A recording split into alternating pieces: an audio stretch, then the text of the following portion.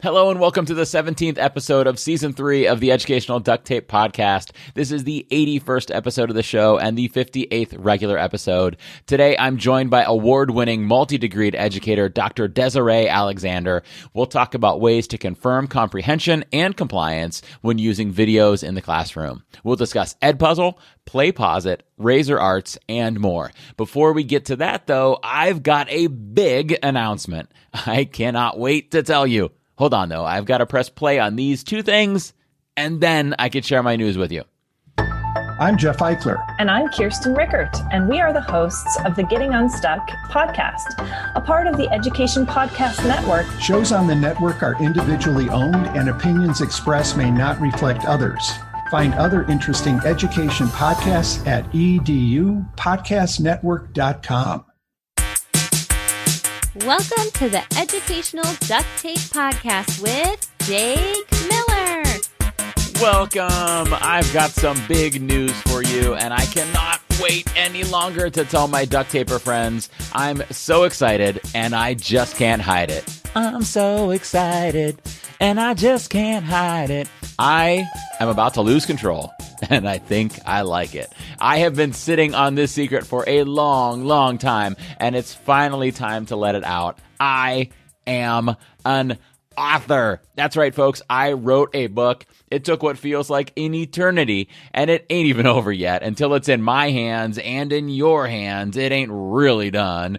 But that will happen soon enough. The book will be out this summer. I'm hoping it's available before the end of June, but at this point, I'm so glad that it's happening that I won't mind if it's a bit later. I mean, seriously, when that book comes out, it is going to feel so good.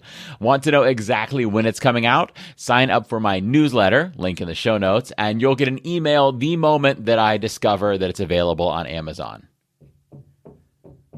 Oh, yes, Soapbox. Yes, I know you're excited about it too. Oh, wait. You're not excited? Why didn't you get to write more of it? Why didn't I hire you for the cover art? You're a box. Listeners to the show from early on will remember Soapy was had a very vocal role in the Soapbox. Hasn't been quite been himself during the pandemic, but he still does help me with the Soapbox segments. And you wrote your own book? Well, wow, that's great, Soapbox. No. Hi, Horse. Hi, Horse. We haven't heard from you in months, if not years. There's no way you wrote a book. Ed Tech for horses? All right. Anyhow, I bet you've got tons of questions. First of which, why is Jake pretending he's a soapbox and a horse and talking in his podcast? Second, what's the title of this book? What's the cover look like? What's in it? What's the format? How many chapters are there? Did the soapbox write the foreword? Does the book play the podcast's theme song when you open the cover? Well, I will be answering all of those questions, well, all of the real questions anyhow, over the next month or so, right here in this podcast feed, as well as in my newsletter. So stay tuned. I am so excited to share more with you. I'm so excited. I think I need to go breathe into a paper bag. While I do that, here's a word from one of today's sponsors. Hey listeners, this episode is sponsored by Spaces Digital Portfolios. Spaces makes student growth in your classroom visual with their free visual portfolio tool. Teachers can create spaces for their entire classroom, student groups, or for individual students, all online and completely free. Celebrate student learning with a digital portfolio platform backed by 15 years of teacher feedback. Try Spaces at www.spacesedu.com today. That's www.spacesedu.com.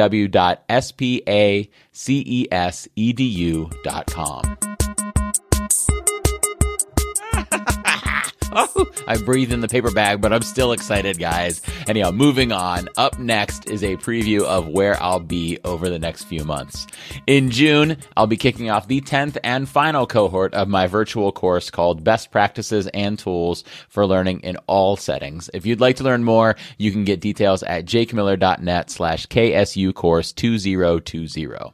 Spring is a little slow for me in terms of presentations, but I'm not even sure if it's spring right now. Us here in Ohio have had snow this week here in April. But anyhow, spring, the season based on the calendar, is a little slow for me in terms of presentations, but I will more than make up for it in June with a keynote at the summit at Murray State, a keynote at WitCon, and a keynote at the Panhandle STEM Conference.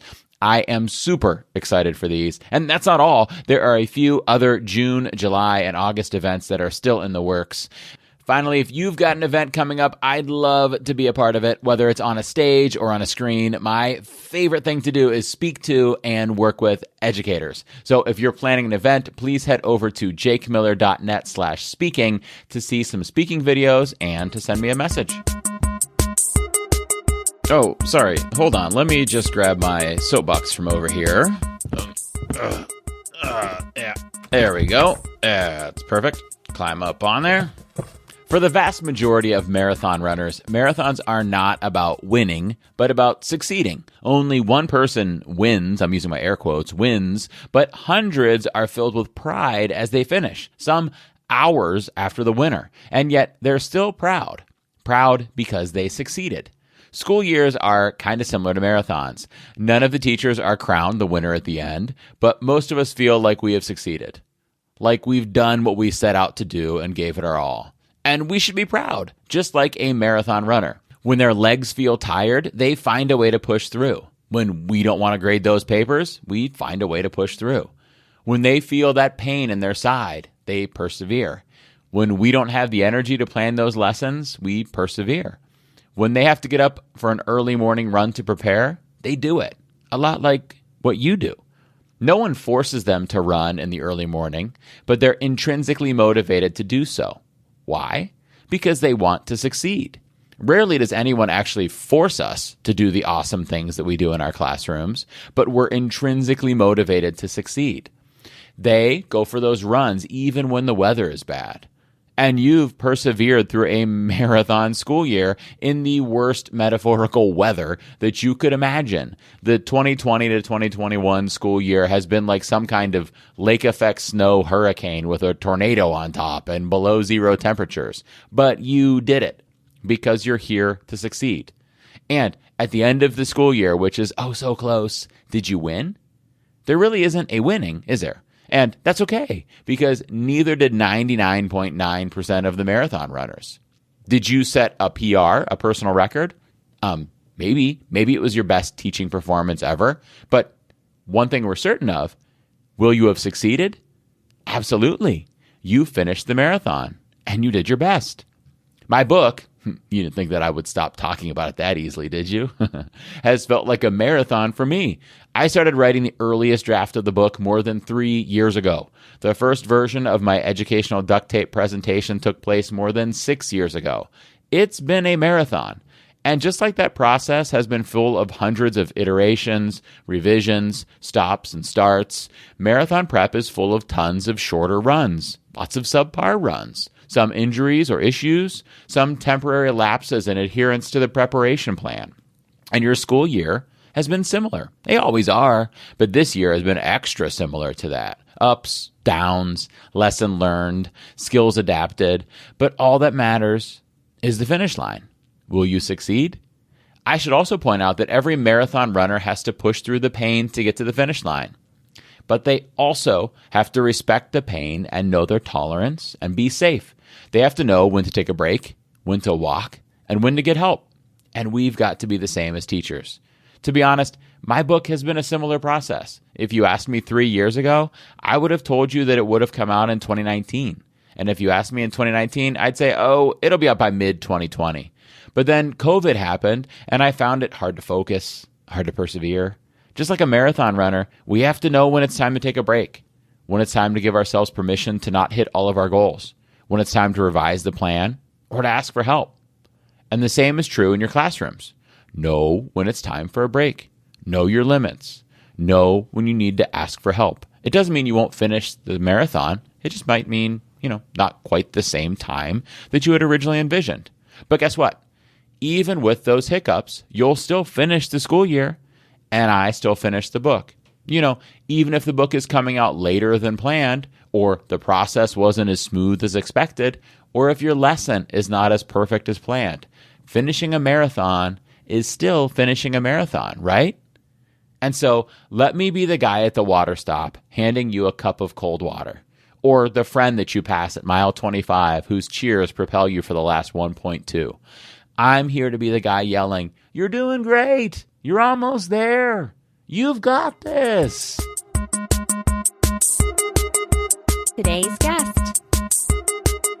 All right, today's guest is Dr. Desiree Alexander. Desiree is an award-winning, multi-degreed educator who empowers educators to discover and amplify the intrinsic desire to become innovators in education through her positions as the Regional Director of North Louisiana for the Associated Professional Educators of Louisiana and the founder and CEO of Educator Alexander Consulting, LLC. You could find her on Twitter at Educator Alex or on all of the other social medias at Educator Alexander or at her website, educatoralexander.com. Those are the places you could find her later when you're surfing the net on your phone. But right now, right here in your earbuds, you could find her right here on the podcast. Welcome in, Desiree. Hello. Thank you for having me. I am so glad to have you. I got to meet you in passing in a parking lot, 2019, I believe it was, outside of TCCA down in Texas. You were packing. You had like you had packed suitcases for that conference. I was like, what is she doing? Why does she have so much stuff? But you were sponsoring and you had brought bags and swag and all kinds of things for everybody, right? Yes, it's one of my favorite conferences, and I have a vendor table and a booth, and yes, it is very, 2 cars worth of packed materials coming to that conference. I felt like I should offer to help you, but I was with Daryl Legaspi and Elizabeth King, and they were whisking me away for some burritos and margaritas before I had to go catch my flight. And I was like, help Desiree or go get a burrito. And I'm sorry, Desiree, I picked burrito over you. And even just hanging out with them, like I would have chosen that. Like, hey, they wanted to go hang out by the trash cans. I would have chosen that because they are amazing people. So I'm okay with that. You're good with my priorities then, okay? Yes, I am. The other question I wanted to ask you, I was nervous before we started the interview because I had to read your bio, and I don't want to be judged for saying Louisiana wrong. Do you say Louisiana or do you drawl in the vowels in there? No, it's definitely Louisiana. Louisiana. I didn't know if it was like a Louisiana. Because when I was in Louisville, Kentucky last year, they're like, no, you're putting too many letters in there, Jake. It's just Lowville. Right. LOL. I think Louisiana isn't the problem. I think New Orleans is. Nolans. Yeah. I've never been anywhere in Louisiana, and it breaks my heart. I want to go to Nolans for sure. And I want to try all of the places. That's like Monica Burns was on the show recently, and she's been to 42 states. And I was like, I want to. Like, there's so many states I'm missing, and that's one of the ones I want to visit. Come see us. I want to. And we're almost there. We're almost back to normal with the conferences. How eager are you to get back to normal of doing that thing? I am very eager to get back to normal. I am an introvert, so this has kind of been my Super Bowl. I can be home and still, help teachers. So I've been okay. I've been okay during this time, but I still want to travel and see the world. So I'm surprised to hear you're an introvert, but I could feel you on the enjoying the being in the house and being in your own element. Like I was just like getting ready for this interview. Like I was just working on something in the garage, played with my kid for 2 minutes, and then came right down to do the interview. Right? There's no like driving and preparing and setting up and plugging in. Like you're just ready to go to your spot. Right, and flying and staying in a hotel, and so yes, it's beautiful. Plus, you get to do the interview. Like the listeners can't see you, but I could see you right now, and you get to do the interview in front of a lot of certificates and diplomas on your wall. That is a swag wall of all swag walls. I've got bobbleheads and Funko Pops behind me. I've got my degree from Funko Pop University. What is all of that stuff back there? Those are my degrees. So I have 6 degrees, which is a little ridiculous though. That's amazing. Let's be honest. A little ridiculous, but 6 degrees. And then it's like magazines and things I've been featured in. They do like the little board and they give it awards. And yeah, look at you. So, wow. Yeah, most people. Cool. Most people play 6 Degrees of Kevin Bacon. You ever heard of that game, 6 Degrees of Kevin Bacon? Yes, absolutely. This is 6 Degrees of Desiree Alexander, except it's literally 6 degrees. 6 Right. degrees on your wall. That's amazing. A little ridiculous, but hey, they're there. No, hang those up with pride. Wow, congratulations on that. Wow. Thank you. Now that I'm fanboying over your educator status over here, let's play a game to start off with. You up for a game? Yes. Which of these things do you consider to be less torturous? This is which of the following is less torturous? And this question comes from my son. I'm going to press play, and I forget what son I'm airing a question from. I think this is from my oldest son, Cohen, but let's see what the question is, and I'll tell you who it is after I hear it. Hopefully I know his voice. Do I know my children's voice? We'll find out. This is a game of does Jake know his son's voice? Right. At least I know it's not my daughter because I played a little bit of it. Let's see. Here we go. Which of the following would be less torturous? Having a goose's head or a hippopotamus's feet? So that was my oldest son. That was Cohen. And he said, which of the following would be less torturous? Having a goose's head or a hippopotamus's feet? I would say hippopotamus's feet. Okay. Because I could still have a human head. Is this the first interview you've done where you've had to say, I'm going to pick to have a human head? I'm going to pick the human head, sir. It is. I would like the human head for 500, Alex. No, I think I'm agreeing with you. Not only do I want the human head, but I'm not a fan of geese. I'm sorry. Do you get a lot of geese down in Louisiana? Yeah, we drive by them, and they'll have there's a little area right by my home that is like a goose crossing or something. So they just hang out on the side. Sometimes they'll just be sitting in the middle of the street, like, can you move? I think there are more geese than humans in Ohio. I don't know what's happened. Really? They are all there's a spot when we take our dog on a walk. There's a particular sidewalk we just don't walk on because it is just covered in goose poop. Like you just don't I literally have to cross the street diagonally to get away from that sidewalk because it's so bad. So yeah, I am avoiding the goose head because I would look in the mirror and be mad at myself every day if I had a goose head. I'd never be mean to a goose, but I'd be mean to myself if I had a goose head. So hippo feet. Yeah. It'd be hard to drive a car with hippo feet, don't you think? Yeah, I think I would equate hippo feet to, it would be an impairment. Yes. You can get around it. You can do stuff. Like you can go up the ramp instead of the steps. Yeah. Like I feel like it would just be like you can get around it. You can live with it. Yeah, the goose head would be difficult. You'd be like, you'd connect on Zoom for one of your presentations, and then you'd turn your camera on. You'd be like, everybody like, wait, why is there a goose? Why is there a goose you on can't camera right see. now? You really have to think about this logically, Jake. Yeah. So you have to. You'd probably have to turn your head to the side to look into the camera too. Do they have to? You have to go like that, turn your. Yeah, I guess. Yeah, I don't. Yeah, it just would not be good. It would not be satisfactory. All right, I will let Cohen know that we both voted for hippo feet, not a goose head. Yay!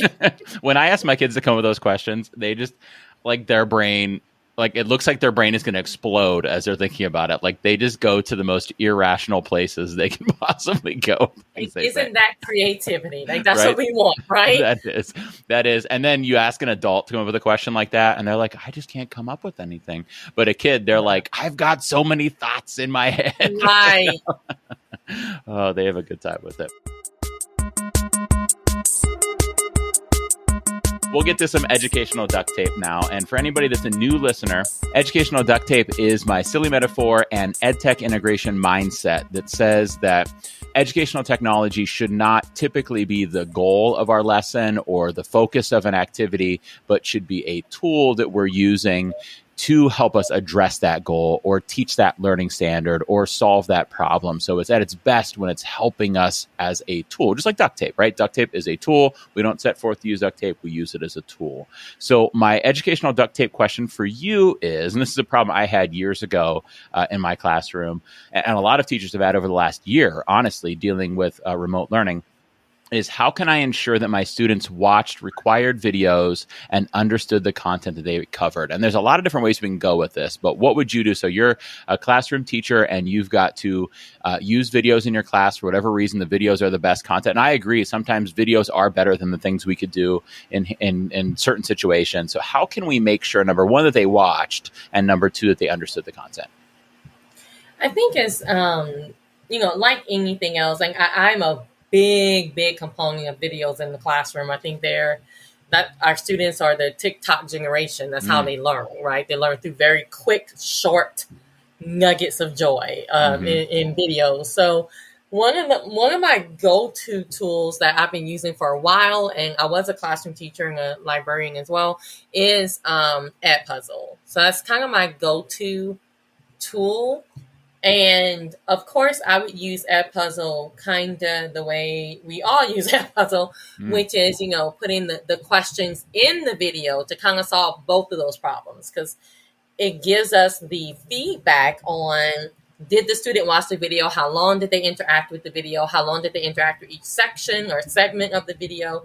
And of course, you can see if they watched the video, but you can also see if they understood it by asking them not only the multiple choice questions, but also open-ended questions as well. Right. So it's kind of that all-in-one tool that I would use for that. But one of my teachers during the pandemic, it's one of those things where people will say something, you're like, duh, why didn't I think about that before? And she's like, what we started to do? I was like, no, what? She's like, well, I put all of my videos through Edpuzzle, but just for the feedback of, did they watch it? Mm-hmm. She's like, even if I don't put questions or anything else, instead of just putting the video into Google Classroom or Teams or Schoology or whatever you're using, instead of just putting the video directly in there, I always put them through Edpuzzle. Yeah. And that way I can at least see, did they touch the video? Did they watch the video? And it just blew my mind. I just I never, I always thought you did it to ask the questions. You did it. And I just thought that was awesome. Yeah. The funny thing is I came to it from the other perspective. When I was a STEM teacher, my class was student paced. So everybody did everything on at their own pace. And therefore I had to record a lot of videos to give instructions because I was no longer standing in front of the classroom giving those instructions. And so I needed the kids to watch the videos. And there was a story I tell about the day that I realized that the kids were not watching the videos. And I was like, I need to do something about this. And that's when I had a light bulb moment. And I realized that at a conference or somewhere, I had learned about a tool that could force students to watch the videos. And I knew I could put questions in. But what I was interested in is making sure they watched the videos. And then after that, I was like, oh, man, now I know not only did they watch them, but did they understand? So it's interesting that you were like, this is a great formative assessment tool. And I was thinking, this is a great way to make sure that they're doing it. And I got the formative assessment out of it. Now, I was using Zaption back then. Did you ever use Zaption? I heard of it, but no, I've never used it. Oh, it was so good. And the best thing about Zaption was you can combine videos. So you could go I want a minute from this YouTube video, and I want this part of this YouTube video, and then I want the ending of that one, and put them all into one and put questions in them. But it went away. And I didn't actually cry, but I was as close to crying as I ever was about a tech tool. That makes sense. I was that close. Makes sense. And the tool that I selected afterwards was Edpuzzle. So there were two out there. There was Edpuzzle and Educanon, I think it was called, which is now PlayPosit. And at the time, I decided Edpuzzle was the one for me, and it's still the one I use, and I'm still happy with it. But now I've been starting to wonder about PlayPosit too. A little bit. So will you, for the listeners and maybe who don't know Edpuzzle, will you break down, I think you kind of alluded to the question types that are in there, but will you break down what kinds are in there? Yeah, absolutely. So for Edpuzzle, if you want to use the free version of Edpuzzle, you can have 20, if I'm not mistaken, 20 Edpuzzles at a time. And then you can go and delete the older ones and keep using it for free. You can also earn more space by giving people your sign-up code. So if they sign up for a free account, you get more space. So that's kind of awesome. And you can, with Edpuzzle, you can upload your own video, or you can use some of the videos that they already have in the system. They also already have, when teachers create their Edpuzzle with questions and things like that, they can make them public. So you can also use theirs. So there's a lot of different options. And then when you put it through the Edpuzzle system, you can create notes on it. It could be either a written note or a verbal note. You can create questions. You can do either multiple choice. And with the multiple choice, you can also do a select all type of question. So you can do multiple choice, select all, and you can do constructed response. And then you can also do a voiceover, but they did update. So with the voiceover, I used to tell people, you can steal people's videos. Yeah. And I was very excited about that. Even as a former librarian, which I should be ashamed of, but I was still very excited you can steal people's videos because you used to be able to drop their audio and then put your own audio on top of it. But you can't do that anymore if the video comes from YouTube. And it seems like, I don't know what happened in the background, but I think everything comes from YouTube now on Edpuzzle. So unless I've missed something, like every single video you look at has that YouTube symbol on it now. So I'm like, oh. So the only way that you can do a voiceover is if you actually upload your own video. Yeah. So if you upload your own video, you can still drop the audio and do your own audio. One thing that they did update that was nice about that, though, is in the past, you would have to do a voiceover over the entire video. But now you can actually do a voiceover over like one segment. Yeah. You can segment it. So that's really nice.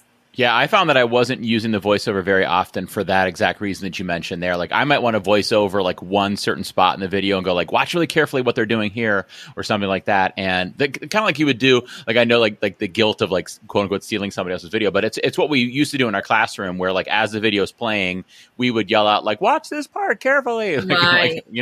And that's what I always wanted to do. And that was tough in the past. But now you could do it, but now you can't with a YouTube video. So I tend to, you mentioned adding notes. I'll just at that point add a note, record an audio note, and say, I want you to watch really carefully in this next part when this happens.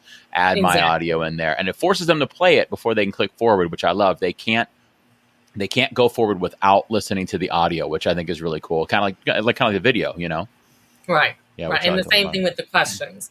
When the question comes up, they have to answer the question before they can continue the video. Yep. The only thing I wish they had in there, I guess, a couple of the flaws that I see in Edpuzzle are that number one, there's only closed captioning if the video came with it. So if it's a YouTube video that had captions, it'll play in YouTube.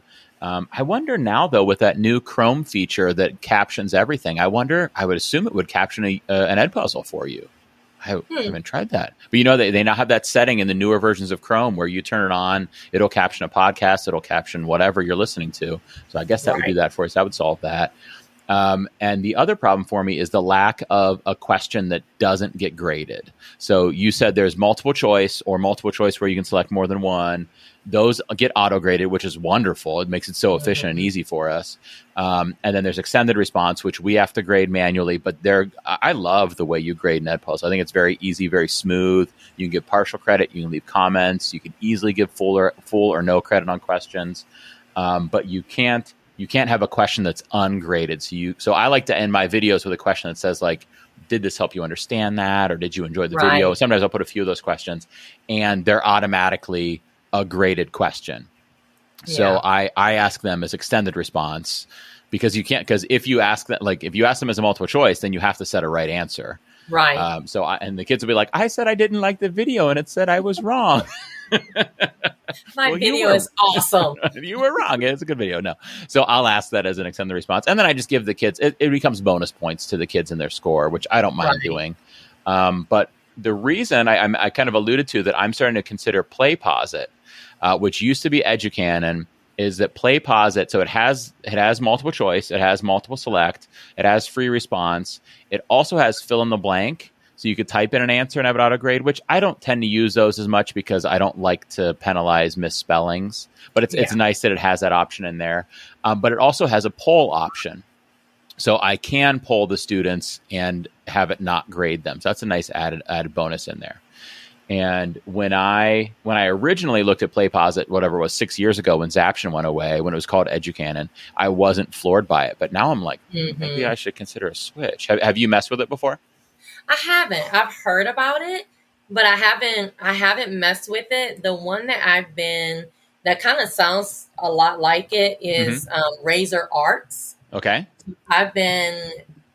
I got a demo from that company, and it impressed me. Like, there are some things I was like, like on the screen, this should be different, that kind of thing. And they actually did update some of their stuff so it could be more student friendly. But Razor Arts, it impressed me. I did a 5-minute tip video about the text to video part of it, but there's like 3 different parts. And one of the things about the text to video that I thought was really awesome is you can like quickly create whatever type of video you want. I know probably not explaining this correctly, but you can like put your text in there. You can put pictures. You can put actual videos. You can splice. You can kind of put it all together as one, and then give that to your student. And it's very cool because it'll read the words for you. Like, you don't even have to, say anything. So it'll read the words for you. And it's kind of helping you create this like awesome video with everything that you really want in it in a very, very quick way. And then they also have the interactive video, which is a lot like your PlayPosit and Edpuzzle, where you can put the questions in it. You can use animations and PowerPoints. You can use GIFs or GIFs. But the one thing that I liked about, well, not the one thing, there's a couple things I really liked about it. But one thing that was really like, okay, is that it will do the questions for you. So it will look at the content of the video and say, these are some questions, even constructed response questions. Like, these are some questions we think you may want to use for your quiz. So instead of you coming up with the questions, they give you the questions. Wow. And they have fill in the blank and all that as well. So I thought that was pretty, because they use AI. So I thought that was pretty awesome. Like, it was just, they were like, here are some questions if you want to use them. Huh. Yeah, that is completely 100% new to me. Until you said that, I literally had to Google while you were saying it. And so there's text to video, which is what you talked about. So you could take, it says, by simply typing text, get videos with real human voiceovers. So you don't have to record the video yourself. That's cool. And then interactive videos to test understanding. I'm reading this from their website. To test understanding, increase engagement by adding questions, notes, audio, video, PowerPoint, and animations to any point in a video. And it says even YouTube. Oh, wow. Yeah, I guess I need to evaluate this. So I'm going to link into the show notes, obviously their site, but then I'll also link in your video about that text to video feature. But yeah, I'm excited about this alternative option. And then the video activities that I'm seeing on the site here, this is cool. Educators post a topic, students trim YouTube videos to express themselves. The best video clips are compiled into one magical video that can be shared everywhere. Huh. Yeah. Interesting. So that one was really cool because like all of the responses, like they say, are put into one video. So it's one of those tools where if that's what you're looking for, is pretty awesome. But if you're like, well, no, I want everybody's individual, then that's not the tool for you. Right. But yeah, I mean, they really, they were showing me stuff. I was like, oh my goodness, teachers are going to love this. Like, I don't think they've updated the platform to be more like bigger buttons and, look less techy and more user friendly. So I think that was the biggest kind of hurdle that I saw when I looked at it in the first time. And it wasn't bad, but we look at it from the tech eyes and we're like, oh, this looks awesome. But then if you're not techy, it could look overwhelming. Even if it's not, it can look that way. So I think they did a really good job. I'm excited to see how they grow. Yeah, me too. I'm excited to check it out. I'm going to go play with that one. Probably not tonight, because my wife does want me to my wife does want me to like involve myself with our family. Sometimes I want to like, honey, I'm just going to play with this tech tool. And she's like, no, you come have dinner with us. How much time does it take to set up all the technology in your classroom? If you've taught in a classroom with various devices and technologies, managing all of those pieces can be challenging. Creating a seamless learning experience is key, and Hall Technologies, one of this episode's sponsors, has created a solution that ties together various EdTech components in traditional physical classrooms and hybrid and remote learning experiences. Hive Control is the industry's first cloud-based AV control platform that promotes student engagement, improves peer-to-peer interactivity, and grants teachers complete control of their equipment with a single click of a button. Ready to start using Hive Control? Head over to halltechav.com to learn more about Hive-enabled classrooms. That's HALL Tech, TECHAV.com. On the note of PlayPosit, it's interesting how these tools all have kind of, like, none of the other tools offer that text to video, and none of them offer that video activities thing, which is kind of the way I try to help educators decide on a tech tool. Like, what is it that you like? What are they're all great tools. What are the things that you want for your use of it? What does your ideal tool do, right? And when you try it out, what do you feel like is missing? And that's how you pick the tool that's right for you. And if those tools, like the text to video thing or those video activities, if those jump out at you, or the idea of putting your own PowerPoints inside of your video, if those jump out at you, maybe that's the tool for you. If they don't, maybe Edpuzzle is the tool for you, right? And we decide based on that. But the two things, actually there's a couple things in PlayPosit that had me saying, one is you could put a discussion into your video. And so it's like like having a discussion board at a certain spot in the video. So when everybody gets to 2 minutes into the video, this discussion board pops up and all the students can post a response to that part of the video and see each other's replies, which I thought was huge. You could add web content into there. So think about the way you embed web content in a Nearpod or Pear Deck. You could do that in PlayPosit mid video, have them explore a website or something. You can add your own screen recordings, like right in there, like not record in Screencastify and pull them in. You could screen record in PlayPosit. You could put audio in your questions, which is something that Edpuzzle is lacking. Is if the question is in text and the kid maybe needs that read aloud, there's really no way to do that. But in PlayPosit, you can add audio into your question.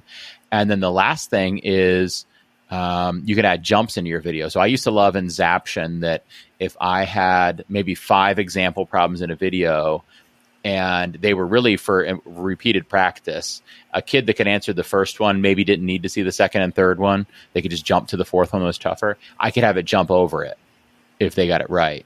And you can't do that in Edpuzzle, but you can do that in PlayPosit. So they call them jumps. If they answer a question right or wrong, they jump to a certain spot. Based on an answer. Yeah. Now, the downside, because a lot of people just want like, I'm going to try it. The downside, and the reason that I haven't tried it in my own classroom, is the free version only gives you 100 student views a month. So every month you can only have 100 students view. And I teach middle school, and I have 82 students or something like that. And so that's one video a month. And so that's not going to cut it. So, but I might have to just try it out once, see how it goes for that one time. Maybe I'll try it on the last day of the month, and then and then I get new month tomorrow. I'll try it again tomorrow. But then that's all I get those two. And I think just like you said, I think breaking the cycle of us pledging allegiance to companies, right, and using what you need for the skill or what you need. So you can use Edpuzzle for this, and then PlayPosit for that, and Razor Arts for this. As long as the it's not a burden on the students, right? As long as it's not like, okay, why do we have a different format every time? As long as it's not a burden on the student, why not? Right. Yeah, as long as it's not an extreme burden on the teacher, and as long as it's not an extreme burden on the student, then you don't have to commit to one tool. I like that you say you don't have to pledge allegiance to them. I used to feel guilty early in doing this podcast if I said I like this tool better than this other tool. I almost felt bad for that tool, because I'd be like, well, those are nice people. They're creating things for educators, but we're trying to be, trying to give an honest assessment of these tools, and they're all good, right? They just there's things that are good about this one, and things that are better about that one, and things that are better about this one, and you've got to pick based on what works best for you, Right. There's a place for all of them. Yeah. And, if the teacher, when I say that it has to not be a burden on the student, usually if it's a burden on the teacher, then they're not going to use a different tool anyway. They're going to just use, one or the other. which again is also fine. Like use what works best for you. Yep. Yeah, absolutely. Yeah, and with the student, you're right, though. Sometimes it can be overwhelming if Monday's one tool, Tuesday's a different tool, Wednesday's a different tool. If they're all unfamiliar, you kind of need to build up a habit with one of them, and before you add something else into the rotation, because you've got to keep it. You got to keep it comfortable for them. Like if you're challenging them with new content, you can't also challenge them with new platforms all the time too, because you're adding in too many kind of sensory inputs for them in that situation.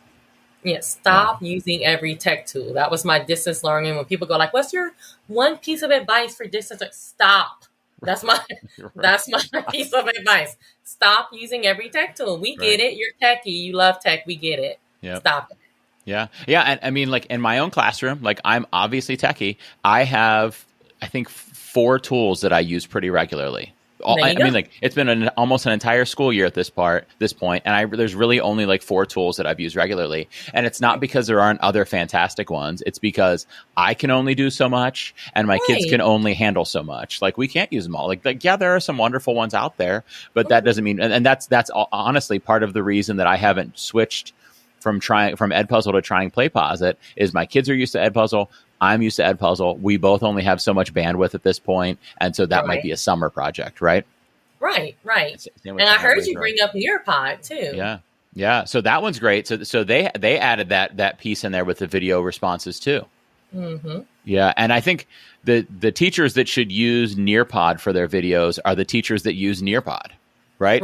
If you're using Nearpod for your lessons, or for your formative assessment, and then you need to watch a video and assess kids on the video or make sure they're watching the video, you probably shouldn't go run out to Edpuzzle or or PlayPosit or Razor Arts. You should use Nearpod for that video too. Right. It doesn't make sense to then start using a different one. And I love that it's going to package your student data, your student assessment data, all together, the data on the lesson, the data on the video, all together, and it streamlines the process for the kids. Like you're going to answer these questions, then you're going to watch this video, and then you're going to do this, and it all is like one flow all together. Right, I agree with that. Yeah, and I've been really impressed with the Nearpod tool. It's not in it, the video portion itself is not quite as robust as these 3 tools, but it's pretty darn good, and built into all the other awesomeness that's in Nearpod. I think you could definitely, be happy just using that one for your videos if you're already using it for your other content too. Yeah, and if the whole purpose is you want to see did they watch it, right? Then there you go. You can't beat that. Yeah, and it's got the same kinds of question types, I believe. Open-ended questions, multiple choice questions, and it could be built into Nearpod lessons. And because this is another bonus of the Nearpod tool, is because it's built into the Nearpod lesson, you could have multiple videos in there. They wouldn't be they wouldn't play right through, but you would the kid would click to the next slide and there could be the next video right there. So you could trim that video, kind of like I was doing in Zaption. You could trim that first video to be 1.5 minutes long. And then on the very next slide is the next video you want to show them. So it streamlines that process and kind of packages it all in one place for them. Yeah, and just like if you want to use Google Slides or PowerPoint and put multiple videos, but at least this way you can see, did they actually interact with it? Did they actually watch it?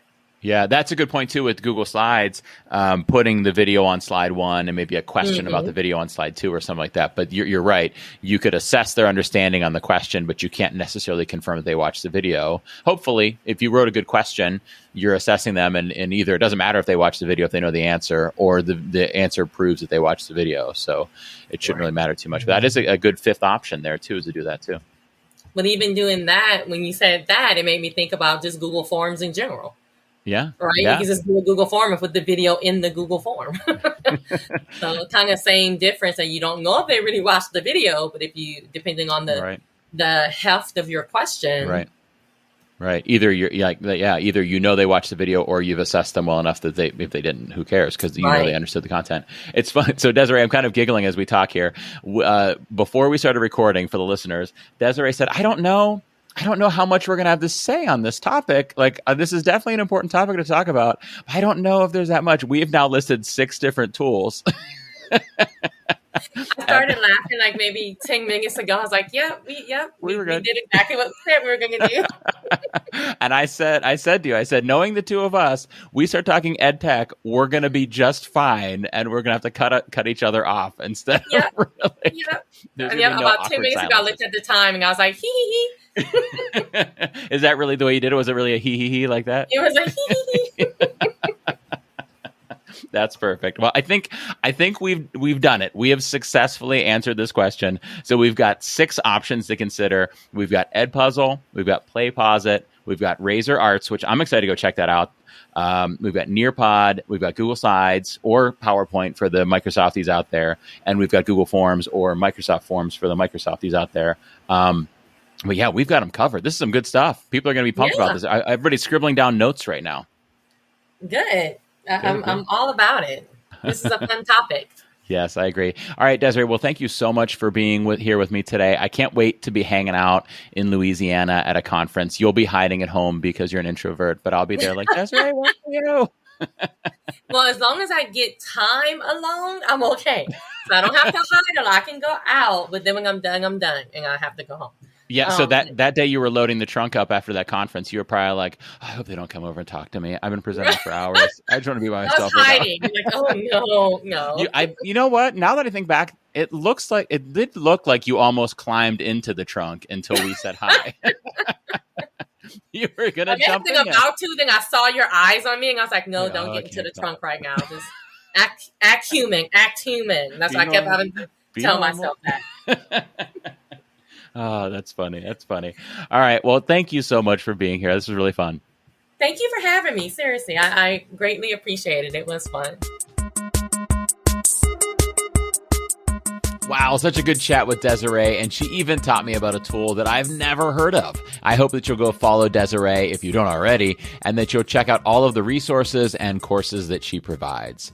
To review a bit of what we talked about today, we talked about Edpuzzle, which lets you insert multiple choice or extended response questions, as well as notes or audio notes from you into a video, then see your students' responses to those questions and see how long they watch the videos. In the free version, you get 20 Edpuzzle videos, but you can also refer people to get bonus videos, 3 videos per referral, which I think is very fair and can lead to you having more than enough videos available in your account. There's also plenty of pre-made Edpuzzles that you can use and modify if needed. Then we talked about PlayPosit, which is similar but adds in fill-in-the-blank questions and polls, as well as in-video discussion boards and the ability to insert web content. And those 2 additions are really cool there. With PlayPosit, you can also make screen recordings from right there within the tool, which is neat, and your questions can have audio. Your videos can have students jump to specific sections based on how they answer a question, which is the one thing that I would add into Edpuzzle if I absolutely could. The issue with PlayPosit, though, is that the free version only gives you 100 views in a month. So if you have, 4 videos and 25 students, you're fine. But if you have either more students or more videos, you might have some problems using PlayPosit in the free version. Desiree then shared about Razor Arts, which I've never heard of before, and it has 3 functions: turning text into video, creating interactive videos similar to what PlayPosit and Edpuzzle do, and video activities where students actually grab videos online to create video projects of their own. Those interactive videos that I mentioned can include questions, as well as notes, as well as audio or video or PowerPoints and animation. So really cool that it has so many things available in there. And Desiree created at least one video about Razor Arts, which I've included in the show notes so you can go learn more about it. We also discussed Nearpod for this question, and Nearpod now has an interactive video feature which lets you build videos with questions into Nearpod lessons, or you can just build them as standalone video activities. And finally, we talked about some less elegant but still functional ways to do this using Google Slides, Microsoft PowerPoint, Google Forms, or Microsoft Forms.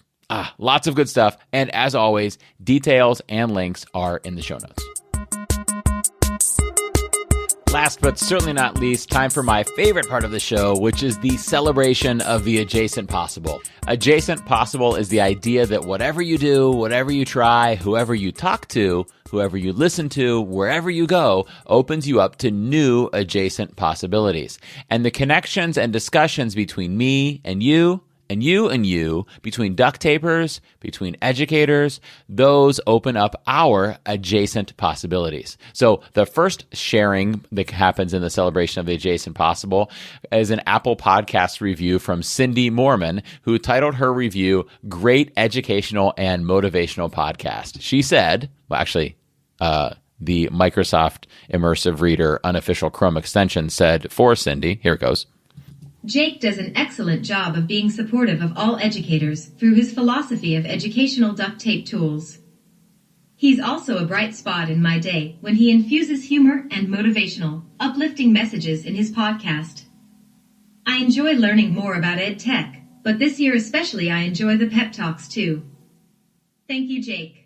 No, thank you, Cindy. Cindy, I super appreciate that. I really appreciate seeing those when I hop into Apple Podcasting and that nice little surprise every now and then when I peek in there. So thank you so much for leaving that review. And I am glad that those little pep talks have helped. I don't know if anybody's noticed, but I've kind of changed gears with the soapbox moments this school year and gone for pep talks and motivational talks about the plight of teachers and how hard we're all working right now. Rather than focusing just on the ed tech, I'm trying to help you guys. I'm trying to help propel you forward. I feel like it's what I need in my own classroom, and I think it's what many of you need. And so, Cindy, I appreciate the affirmation that it's helping. I'm glad it's helping. You're almost there. I'm that guy, mile 25 of the marathon, right? Yelling out to you. You've got this, Cindy. So thank you for that, Cindy.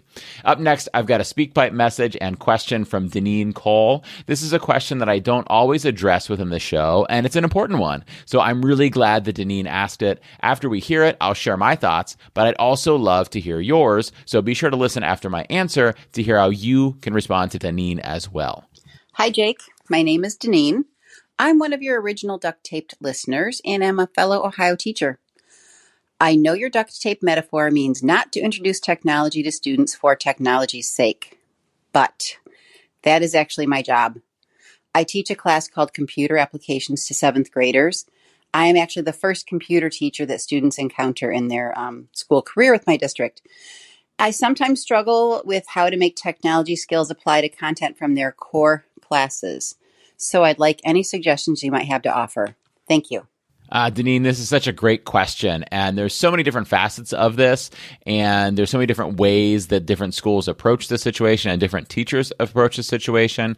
And I think it's really important for me to point out that, and I'm glad you asked this question and asked it in a non-defensive way, because you're probably sometimes thinking like, well, yeah, Jake, this whole focus on the question, not the tech first thing is fine and dandy for 99% of teachers. But what about me? What about me, who's a computer teacher? So I appreciate that you're the way you asked this question too, because tech tools are your goals, right? That is what you do. So when you think about that educational duct tape mindset that I talk about, you're not thinking about the goals as being formative assessment or meiosis and mitosis or the Declaration of Independence or solving quadrilateral equations. You're thinking of it as learning these technology skills. So I think you have to be really deliberate and thoughtful and goal-oriented as to what it is that you're trying to achieve with your class. And it's different from tech class to tech class, from state to state, from school to school,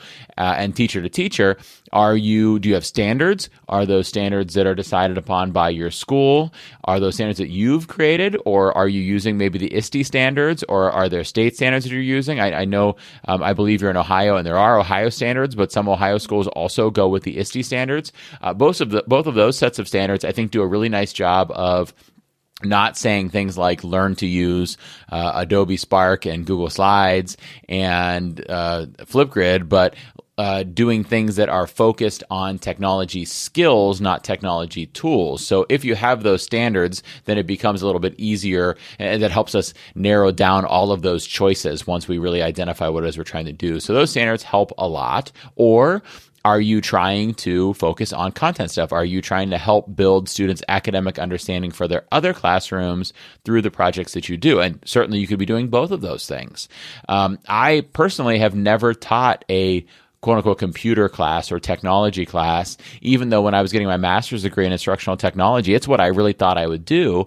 My first time truly applying it, aside from just in my regular ed classroom, was as a STEM teacher. So it wasn't truly a technology or computer class, but it's kind of a similar idea. And so in that one, our decision was to focus on STEM exposure. We wanted to expose kids to computer science, to electrical engineering, to some hands-on engineering design process, to a lot of different things and help them kind of chart a path forward, right? So we weren't trying to develop an understanding of tools that they could then use in their classroom. We were trying to help them identify maybe future careers, future interests, future passion projects, or future electives they might take in school. So I think you really have to find a way to identify some problems and needs and goals that you have, Deneen. And I think you're probably doing an awesome job. I'm confident that you are. And I hope you know that your situation is different from the typical teacher where the typical classroom teacher should not be using technology for technology's sake, but you, to an extent, are. I will say all of the technology teachers I've seen all do different versions of awesome stuff, right? Everybody's different and we all do awesome stuff. The only bad things I've ever seen, the only times I've ever been frustrated with somebody who's a technology teacher, I had exposure to a teacher who was teaching, computers to students, and they were doing things like the different apps where you pick kids' color pictures and then use an app to turn them into virtual reality. And it really was just a wow thing for the students. And I think it was cool to the kids, but I just felt like, wow, these kids get, an hour of technology every other week or something like that. And they're coloring pictures and then seeing their pictures come to life on an iPad. I mean, that's cool, but really? Like that was the best we could come up with? And so I think that's kind of a good way, a good rule of thumb for you is, was the time for the students in the classroom beneficial? But I think being that I haven't taught a class that's just focused on technology or computers, I think that there's probably some people out there listening, raising their hands right now with me not being able to call on them because they have experiences that they can share from. So if you'd like to share your thoughts with Deneen, I would love to hear them. Or if you just have a question of your own, related or unrelated, you could tweet it to me at Jake Miller Tech. You could email it to me, jakemillertech@gmail.com. You could submit it on the show's Flipgrid at flipgrid.com/edu duct tape, and the password is edu duct tape. Or my new favorite method, you could record a message on my SpeakPipe page at speakpipe.com/edu duct tape. I can't wait to hear your answers to Deneen's question, and I also can't wait to hear your questions. And I will almost certainly share them in upcoming episodes, so please do share. And one more SpeakPipe message. This one made me laugh out loud. An actual LOL, not just the abbreviation, but I actually did laugh out loud. This one came from Anthony Amitrano. Take it away, Anthony. Hey, Jake, it's Steve. No, actually, I'm just kidding. My name's Anthony, but I wanted to give you a shout out because I'm really enjoying the podcast, and I heard you like some SpeakPipe messages, so want to send one your way. I'm an instructional technology specialist in Northbridge, Massachusetts, and I learn a lot from listening to your show, and looking forward to some more great episodes. Hope you're well, and look forward to connecting soon. Bye. Oh, that was a good one, Anthony. So Anthony played a little gag based off of the silly homework assignments, very serious homework assignments that I've been giving out recently. I think in the very last episode, it was to find an educator named Steve and get him to tune into podcast. Hence, Anthony introducing himself as Steve. It was a good one, Anthony. Anyhow, here's your homework for this week. This week, we're not looking for an educator named Steve. We already looked for him. We are now looking for an educator with 2 first names. So your homework is to find an educator with 2 first names, one for their first name and one for their last name, like our friend Desiree Alexander today, and tell them about the show. I love a good first name combo. I often get mistagged as Matt Miller on Twitter, and he gets tagged as me occasionally since we share the same last name. It makes me wonder, is there someone out there named Jake Matt or Matt Jake? Or Jake Matthew? That seems more likely. Anyhow, find a double first name educator. Their first name is a first name, and their last name is also a common first name, and turn them into a duct taper. Okay, that does it for today's episode. Check the show notes for details about signing up for my newsletter, joining the Duct Tapers Facebook group, inquiring about having me speak at an upcoming event, getting some podcast stickers, and more. And don't forget to do your homework. As always, as a parent, I'm grateful for the work you do, and as an educator, I'm proud of your dedication to lifelong learning. I'll see you guys in a fortnight.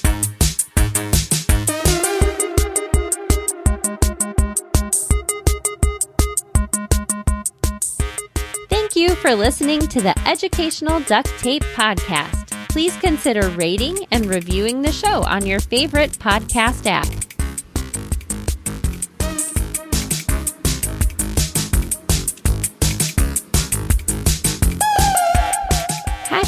#EduDuctTape.